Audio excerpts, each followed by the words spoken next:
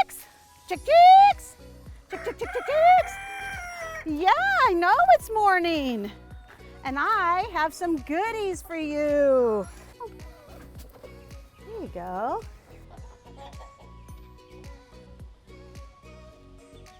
If I had to put it any way at all, I would say my passion, my gift is helping people connect to their food. And it's through heritage. So when I designed Urbana Farmstead, I wanted to incorporate all aspects, from the planting to the harvesting to the distribution.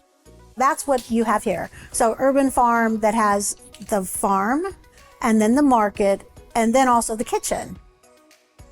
It's all part of one farmstead, which is really important because if you're at home and it's a homestead, that's what you would be doing.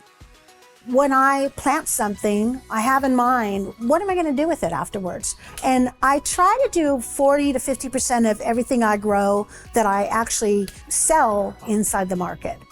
The whole property is 1 acre, but we're actually only farming on less than 1/4. We have a pretty good high yield because we're using the space wisely. We do everything vertical. So vertical gardening is where you plant in the ground, or in our case, we're using 5-gallon buckets in some of our planting, and you remove the leaves going up the stem, which forces and causes that plant to grow up. And then you stabilize it with a string, and so you have really less ground you're using, but also it keeps away the bugs, it helps you for watering. So there's a lot of really good reasons why you want to do vertical farming. I think it's important for all of us to know, again, more about our own self and how do we feed not just our bodies, but our souls. So this is part of what I'm doing here. I'm feeding my body, but I'm also feeding my soul. And I try to share that. There's so many people come to my market and they'll walk around my farm and they'll say, wow, I wish I could do this. And I'm like, you can. You can have an entire herb garden in one little pot. You can have a tomato, you can have a cucumber. You can grow things if you want to in your apartment, on your balcony, on a patio. It's very possible to do that. Economically, it's really important for people to grow their own food. Second of all, there's just nothing from a taste perspective. A tomato in a garden that you pick off that vine tastes like a tomato, smells like a tomato, and of course looks like a tomato. Some of the things you buy in a grocery store, they've had to pick them so green that they don't smell or taste like whatever they were supposed to be. So here on the property, you can buy it fresh. You can buy it already canned, which I do for you, or you can come and learn how to can yourself in my canning club. If you want, you can come and learn how to cook it into Parmesan or whatever, because I have cooking classes as well. In addition, I'm trying to teach people value add, which is the preservation piece of it. So I take things in, so the cucumber is an example, and I take it in and I preserve it by making pickles, but I also make relish. But I also use that so I can add that to other things and make a chutney. So you can use those things by creating multiple things out of that one cucumber.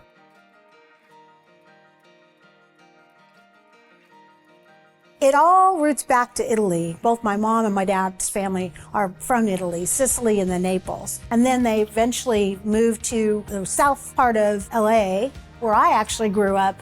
We lived in an urban community with a very small house, and they ripped out the lawns and they planted in this urban house our gardens. So we lived like this. We lived sustainably. Everybody did something. You always learned how to plant and of course harvest, and you'd learn how to pluck a chicken so you could have the chicken.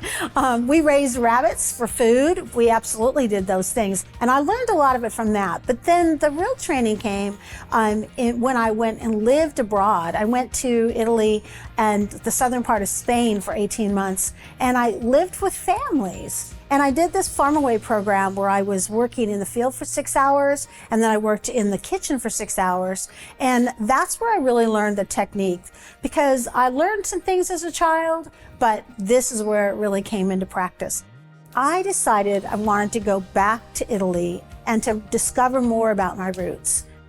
It was really great to be able to see myself and to, look at things that were happening in my life and to say, this makes sense now. I jumped from the farming world of, just trying to live as a poor family, and then I went off and got my education and I went into high tech. Even when I was doing that job, I was always looking for an opportunity to go and take cooking classes and learn other new cuisines. During 9/11, there were a lot of major things that happened to the world, and me personally as well. I had a ticket in my possession where I was supposed to be on the plane that took themselves down. And I decided at the very last minute that to not go on that trip. I was saying, what would life look like now? What should it look like? What does it need to be to fill my soul? One of my friends said, why don't you go check out Arkansas? It's exactly what you're looking for. So I took a car and I actually went through the Boston Mountains and the Ozarks, and I spent a weekend and I fell in love. I said, this is exactly where I want to be. I felt like, hey, I can do this because I've learned the techniques while I was in Italy, and I lived the experience of doing urban farming as a child. And that's what Urbana Farmstead is. Urbana for urban. And then Farmstead is a place where you can grow everything you need to live sustainably.